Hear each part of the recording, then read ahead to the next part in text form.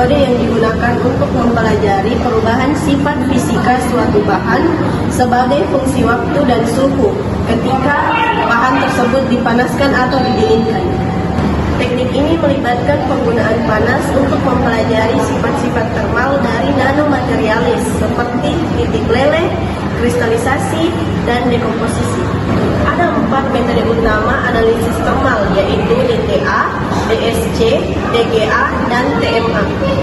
DTA atau analisis termal diferensial adalah teknik analisis yang digunakan untuk mengukur perbedaan suhu antara suhu sampel dengan suhu material rujukan yang bersifat inert ketika keduanya dipanaskan pada laju pemanasan yang sama. Prinsip kerja analisis termal diferensial atau DTA yang pertama yaitu sampel dan referensi diletakkan di dalam furnace. Kemudian keduanya dipanaskan secara bersamaan. Setelah itu, sensor akan mencatat perubahan suhu yang muncul akibat adanya reaksi atau perubahan fase pada sampel. Dan yang terakhir, referensi yang digunakan bersifat inert sehingga suhu referensi tetap stabil. Kemudian kita masuk kepada kalorimetri pemindaian diferensial atau DSC, yang dimana teknik analisis termal yang mengukur perubahan aliran kalori atau heat flow yang masuk atau keluar dari sampel ketika dipanaskan, didinginkan, atau ditahan pada suhu tertentu. Kemudian untuk prinsip kerja dari DSC yang pertama yaitu sampel dan referensi inert ditempatkan dalam instrumen DSC, kemudian dipanaskan laju pemanasan yang sama, kemudian instrumen mencatat jumlah energi atau kalori yang dibutuhkan agar suhu sampai selalu sama dengan referensi. Dan yang terakhir hasil berupa kurva heat flow dengan suhu. Gambar di samping merupakan contoh dari kurva heat flow dan suhunya. Informasi yang dihasilkan yaitu titik leleh, melting point, dan entapilnya, kristalisasi dan entapilnya, transisi kaca, reaksi kimia yang melepas dan menyerap energi, stabilitas termal dan material. Analisis gravimetri termal atau TGA merupakan suatu teknik analisis termal yang digunakan untuk mengukur perubahan massa sebagai fungsi dari suhu atau waktu selama proses pemanasan. Prinsip kerja dari TGA dimulai dari sampel ditempatkan pada tungku atau furnace dan dihubungkan dengan neraca analitik atau microbalance yang sangat sensitif. Dari analisis TGA dapat diperoleh yaitu stabilitas termal material, suhu dekomposisi, zat volatil, residu setelah pemanasan, serta tahapan reaksi termal. Analisis thermal mechanism atau TMA merupakan suatu teknik analisis termal yang digunakan untuk mengukur perubahan dimensi sampel seperti panjang, volume, atau ketebalan ketika sampel didinginkan, dipanaskan, atau diberi beban mekanik tertentu. Prinsip kerja TMA dimulai dengan sampel ditempatkan pada alat TMA dengan diberi gaya dan beban mekanik kecil.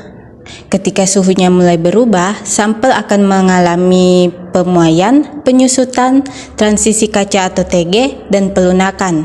Perubahan dimensi ini diukur dengan tingkat presisi yang sangat tinggi, umumnya dalam satuan mikrometer. Dari analisis termal dapat diperoleh berbagai informasi penting seperti koefisien ekspansi termal, titik pelunakan, suhu transisi kaca, serta stabilitas dimensi material terhadap suhu. XRD atau X-ray diffraksi adalah metode yang ideal untuk mengukur sampel berupa logam, keramik, semikonduktor, film tipis, dan lapis. XRD terjadi ketika suatu sinar X mengenai bidang-bidang kristal pada suatu material lalu dipantulkan pada sudut tertentu. Teknik ini digunakan untuk menentukan struktur kristal dari nanomaterial dengan mengirimkan sinar X melalui sampel. Prinsip dasar XRD berhubungan langsung dengan hukum Bragg, di mana 2Y sama dengan 2D sin theta. Selanjutnya yaitu komponen utama dari alat XRD, di mana yang pertama yaitu adalah X-ray tube yang berfungsi sebagai sumber sinar X Selanjutnya yaitu terdapat slit yang berfungsi membatasi dan memfokuskan berkas sinar agar terarah ke sampel. Kemudian ada sampel holder, yaitu tempat kita menyimpan sampel. Biasanya sampel itu harus diletakkan dalam bentuk serbuk atau serbuk halus. Setelah itu terdapat monokromator yang berfungsi menyaring panjang gelombang tertentu sehingga sinar X ini menjadi lebih murni. Kemudian yang terakhir yaitu adalah detektor. Jadi detektor ini dia berfungsi menangkap intensitas sinar dari sinar X tersebut, kemudian diterdiffraksi dari sampel. Kemudian detektor ini akan bergerak mengikuti sudut 2 theta untuk mematahkan puncak-puncak dari diffraksi tersebut. Dan selanjutnya yaitu cara kerja dari alat XRD ini, di mana dimulai ketika sinar X ini dipancarkan dari sinar X-ray tube menuju permukaan sampel kristalin, di mana sampel kemudian diputar ke sudut theta, sementara detektor bergerak pada sudut 2 theta. Ketika sudut tersebut memenuhi hukum Bragg, terjadi dispersitasi konduktif sehingga muncul puncak difraksi. Nah, pola difraksi ini yang dihasilkan menggambarkan jarak antara bidang kristal atau yang disebut dispensing, sehingga dapat digunakan untuk mengidentifikasi struktur kristal suatu material.